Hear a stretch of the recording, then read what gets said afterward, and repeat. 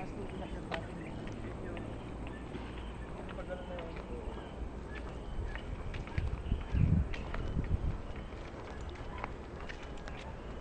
Bangin yan, boss. Tanaw mo yung ilalim. Tingnan mo nga hanggang masilip mo yung pag-gano'n. Pero dahan-dahan ha. Hindi, boss. Pagdating mo dito, bababa na to eh. Ito may bangin din ha. Ito, boss. Ito. Yan, hanggang dito na lang. Yan, hanggang dyan. Tapos ulog na. Ulog na. Nabuto mo pa yun.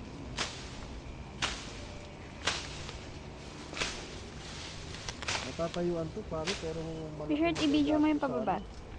Para makita nila dito. Nakaganyan, nakaano yan. Yan na. Pa-play?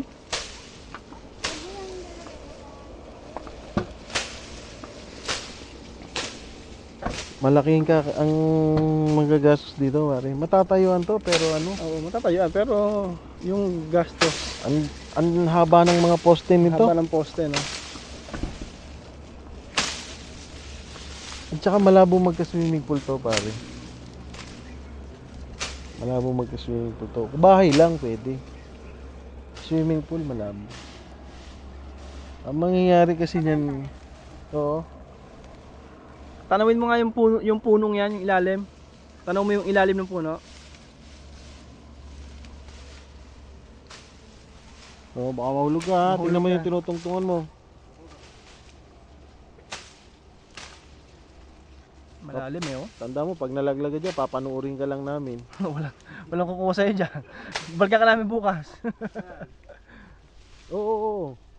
Kita ko na yung apak mong yun eh. Ayan yan. Ayan, ito. Bato. O baka malaglag yung bato, nakatungtong ka. Sayang yung bato. O, ayan, tamo yung damong yun. Tamo yung damong yun, ayun, oh. Oh, ito may ano parang terracing na. Oo. May pababa siya pero lupa pa yung Lupa pa pantay yun. na gano'n. Pantay na, oo.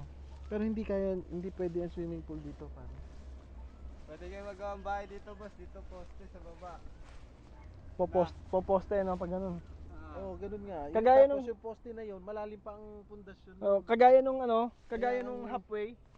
Tingnan mo yung gawa ng halfway, puro poste. Kahit sa forestry na lang eh.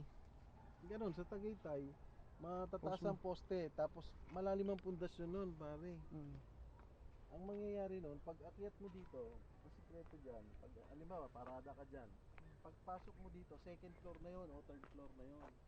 Ang ground floor pababa. Second floor na. Oo, kumbaga pag akyat mo dito, yan na yung first floor.